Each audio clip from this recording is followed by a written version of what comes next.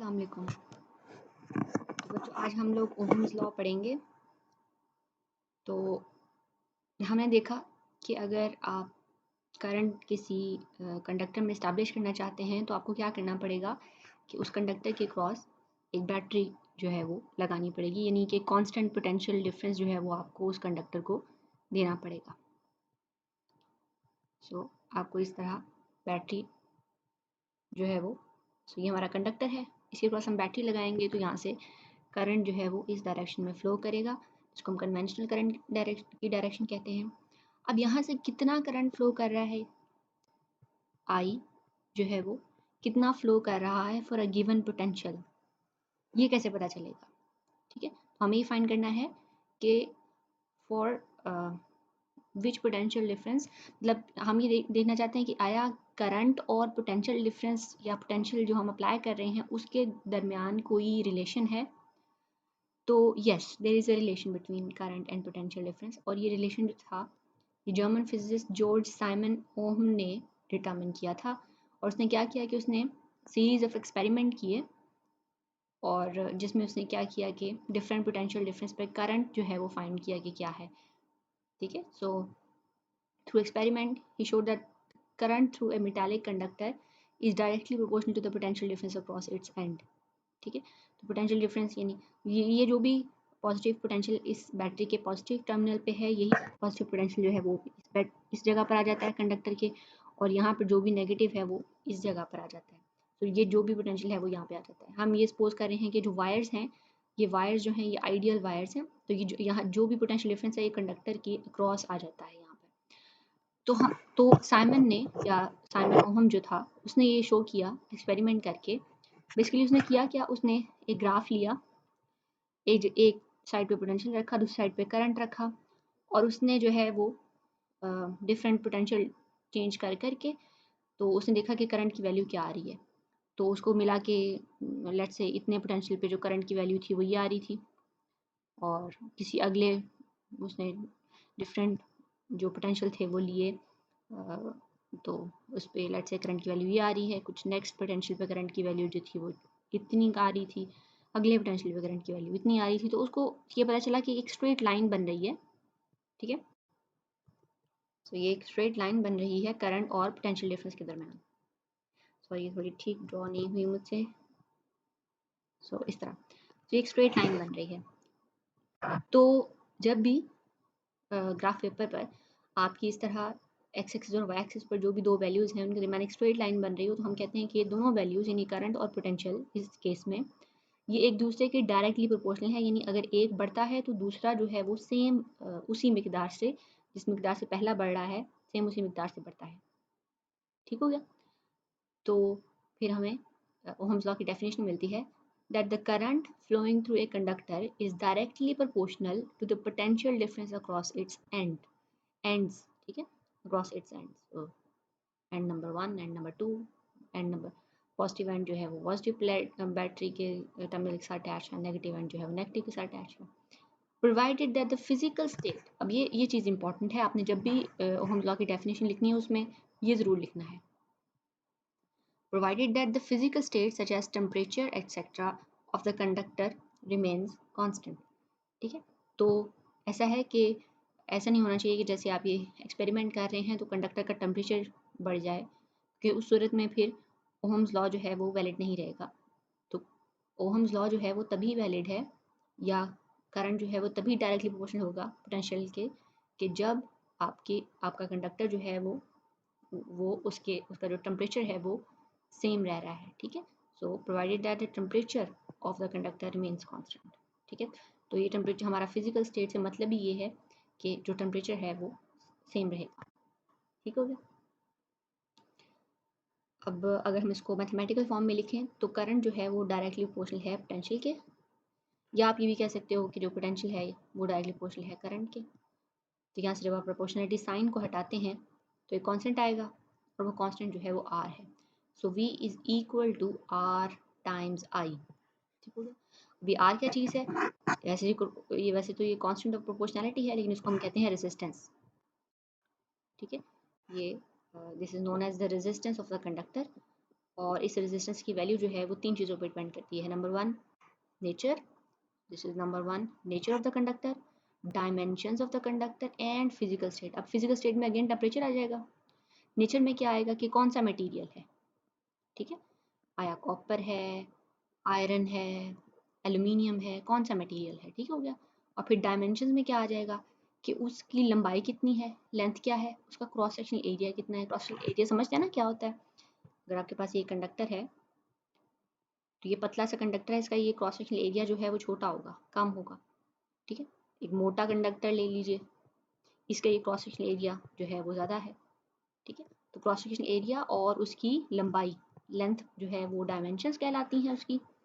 उसका नेचर जो है वो बेसिकली बताता है कि कौन सा मटेरियल है, और उसकी फिजिकल स्टेट का मतलब है टेम्परेचर। यानी ये कि जो रेजिस्टेंस आर है वो 3 चीज़ों पे डिपेंड करती है। So R depends on so nature, और आप डायमेंशंस को लेंथ एंड एरिया लिख लें, और फिजिकल स्टेट का मतलब है टेम्परेचर, ठीक हो गया। तो इन 3 चीज़ों पर हमारी जो रेजिस्टेंस है वो डिपेंड करती है।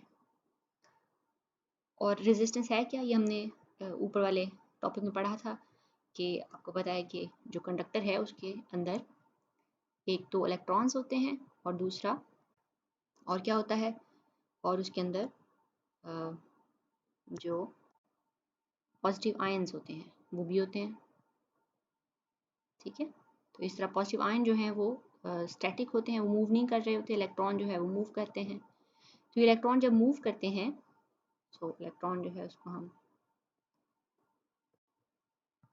ये जो रेड इलेक्ट्रॉन्स हैं जब ये मूव करते हैं तो ये कॉन्स्टेंटली इनके रास्ते में ये पॉजिटिव आयंस आते हैं और ये उनसे टकराते हैं।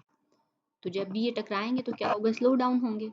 तो ये जो इनका कोलिजन है इसी को हम रेजिस्टेंस कहते हैं, ठीक है। तो रेजिस्टेंस को यानी अगर हम समझना चाहें तो वो एक्चुअली क्या है, आप मतलब अगर इस वर्ड का मतलब भी देखो तो रेजिस्टेंस का मतलब है मज़ाहमत, ठीक है। तो in fact the resistance is a major of opposition to the motion of electrons due to their continuous bumping with the atoms of the lattice. Lattice का मतलब है कि ये हमारा एटम जो है, सॉरी हमारा जो कंडक्टर है, ये बेसिकली एक 3 डायमेंशनल मतलब एरे है जहाँ पर एटम जो है वो अरेंज्ड पड़े हुए हैं, इनको जिसको हम लैटिस कहते हैं। तो लैटिस से आपने परेशान होना, केमिस्ट्री में इसकी डेफिनेशन भी पढ़ी हो। तो इलेक्ट्रॉन्स जो है वो कंटिन्यूसली जब पॉजिटिव आयन से टकराते हैं तो क्या होता है कि इलेक्ट्रॉन स्लो डाउन होते हैं, और यही चीज़ जो है, यही जो रेजिस्टेंस है, यही जो मज़ाहमत है इलेक्ट्रॉन के फ्लो में, उसको हम क्या कहते हैं, रेजिस्टेंस। तो रेजिस्टेंस जो है फिर उसका यूनिट क्या हो जाएगा, हम पहले रेजिस्टेंस का फॉर्मूला लिख लेते हैं। वो क्या होगा, आर इज इक्वल टू, चूँकि V is equal to I R था, तो अगर हम आर निकालें वहाँ से, यानी V is equal to I R था, तो यहाँ से अगर हम आर को निकालना चाहें तो आर क्या आ जाएगा, V divided by I. V divided by I में अगर हम आर का यूनिट देखना चाह रहे हैं हम बेसिकली, तो वो क्या होगा, वोल्ट पर एम्पियर। इस वोल्ट पर एम्पियर को हम ओहम भी कहते हैं और उसको इस तरह के साइन से रिप्रेजेंट करते हैं, ठीक है। तो ओहम जो साइंटिस्ट था उसी के नेम पर जो रेजिस्टेंस है उसका यूनिट ओहम रखा गया। अब यहाँ से हम 1 ओहम को भी डिफाइन कर सकते हैं कि वो क्या होगा। सो 1 ओहम कौन सी रेजिस्टेंस होगी, अगर हम यहाँ पे लिखें कि 1 ohm, this will be equal to 1 volt divided by 1 ampere, ठीक है। तो अगर आप किसी भी कंडक्टर के क्रॉस 1 वोल्ट का पोटेंशियल डिफरेंस अप्लाई करते हैं और उसमें से 1 एम्पियर करंट गुजरता है, तो हम कहेंगे कि उस कंडक्टर की रेजिस्टेंस जो है वो 1 ओहम है, ठीक है। A conductor has the resistance of 1 ohm if a current of 1 ampere flows through it when a potential difference of 1 volt is applied across its end, ठीक है। तो ये आपकी ओहम की डेफिनेशन है, इसको आप हाईलाइट कर लीजिएगा। So this is definition of ohm.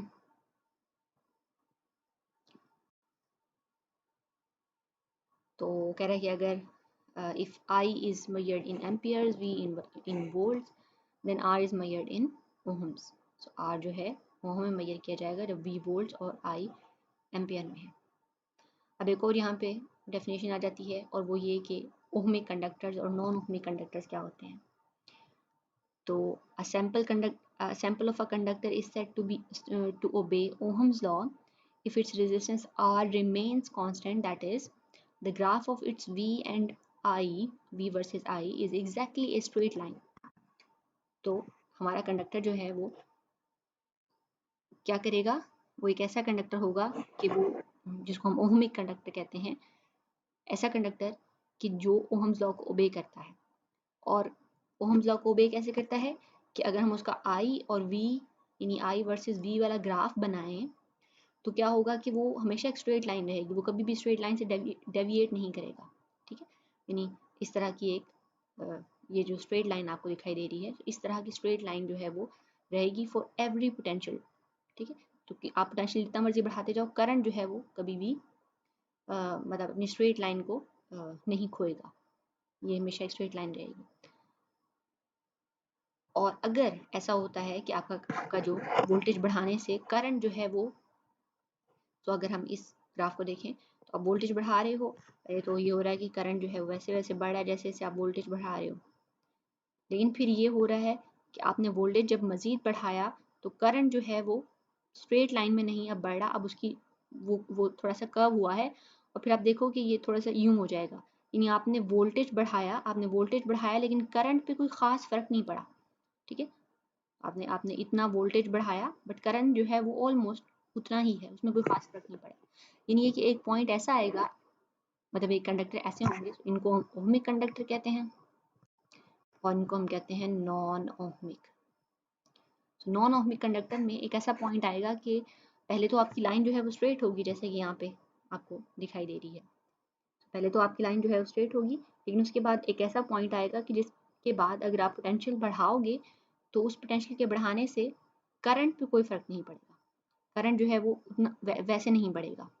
So current तो अपना जो स्ट्रेट लाइन वाला बिहेवियर है, यानी ये वाला बिहेवियर, इसको वो कंडक्टर जो है वो जारी नहीं रखेगा और उसका जो करंट है वो स्ट्रेट लाइन से डिविएट कर जाएगा। तो फिर ऐसे कंडक्टर को हम नॉन ओहमिक कंडक्टर कहते हैं। यानी ओहम, क्योंकि नॉन ओहमिक कैसे हो गया, क्योंकि आप देखो कि जैसे ही ये जितनी देर तक की लाइन स्ट्रेट रहती है, v equal to I R रहता है ना, v इक्वल टू आई या v directly proportional to I रहता है। लेकिन जैसे ही ये स्ट्रेट लाइन जो है वो खत्म होती है तो v तो डायरेक्टली प्रोपोर्शनल नहीं रहेगा ना आई के, तो ओहम्स लॉ भी अप्लाई नहीं होगा। ठीक है, तो ऐसे कंडक्टर जिन पे ओहम लॉ अप्लाई नहीं होता उनको हम नॉन ओहमिक कंडक्टर्स कहते हैं। तो यहाँ पे इसकी डेफिनेशन लिखी हुई है, a conductor which strictly obeys Ohm law is called ohmic. So ये ओहमिक की डेफिनेशन हो गई, and which do not obey Ohm's law is they are called non ohmic. ठीक है, और नॉन ओहमिक की एग्जांपल जो है वो बल्ब है, फिलामेंट बल्ब। फिलामेंट बल्ब कौन से बल्ब थे, ये वो वाले बल्ब हैं जो कि अक्सर आपने देखा होगा शादी हॉल जो होते हैं, या आपने अगर कभी किसी टेंट में शादी या टेंट की हो तो टेंट में वो बड़े बड़े से वो बल्ब लगाते हैं जो केटरिंग वाले होते हैं। तो वो जो बल्ब होते हैं उनके अंदर फिलामेंट नज़र आ रहा होता है कुछ इस तरह का। अगर मैं यहाँ पे ड्रॉ करूँ उसको, अगर हम फिलामेंट ड्रॉ करें तो इस तरह का फिलामेंट नज़र आ रहा होता है और उसके ऊपर वो बल्ब होता है। तो ये जो फिलामेंट वाले बल्ब होते हैं, इनमें होता क्या है, अगर आप इनके करीब जाके देखो ना और हाथ इनके सामने करो तो यहाँ से बहुत ज़्यादा हीट निकल रही होती है, ये बहुत ज़्यादा हीट निकालते हैं क्योंकि ये एनर्जी बहुत ज़्यादा यूज़ करते हैं, एनर्जी एफिशिएंट नहीं है। तो ये वाले जो बल्ब होते हैं इनमें होता ये है कि जैसे आप पोटेंशियल बढ़ाते हो तो इनका जो टेम्परेचर है वो इंक्रीज़ होना शुरू हो जाता है। तो हमने तो अभी पढ़ा था कि ओहम्स लॉ तभी वैलिड है जब आप अपने कंडक्टर की फिजिकल स्टेट जो है उसको सेम रखें। लेकिन चूंकि अब फिजिकल स्टेट सेम नहीं रही, उसका टेम्परेचर इंक्रीज़ हो रहा है, तो करंट जो है वो उतना इंक्रीज़ नहीं होगा पोटेंशियल इंक्रीज़ करने से।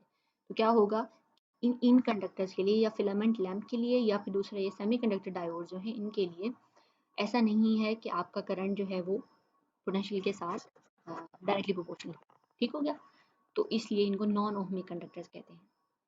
तो यहाँ पे वो बेसिकली क्या कह रहा है कि let us apply a certain potential difference across a terminal of the filament lamp and measure the resulting current passing through it. If we repeat the measurement for different values of potential difference and draw a graph of voltage V, जैसे हम यहाँ पे discuss कर रहे थे कि हम different values of V के लिए I देखें कि क्या है, तो हमें पता चलेगा कि मतलब it will be seen that the graph is not a straight line.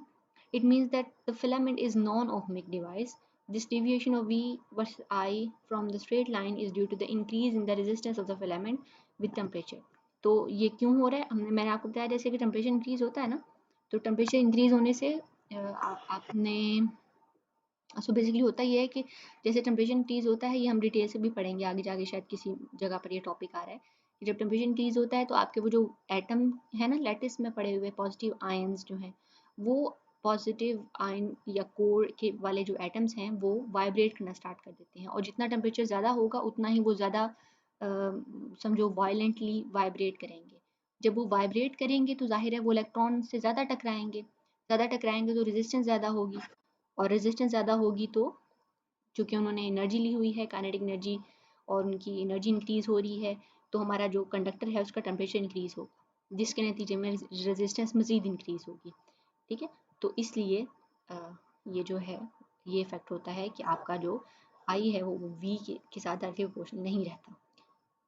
So as the current passing through the filament is increased from 0, the graph is straight line in the initial stage. तो पहले तो वो straight line है with because the change in the resistance of the filament with temperature due to small current is not appreciable. So the कह रहा है कि small currents के लिए जो है वो ये एक straight line ही है.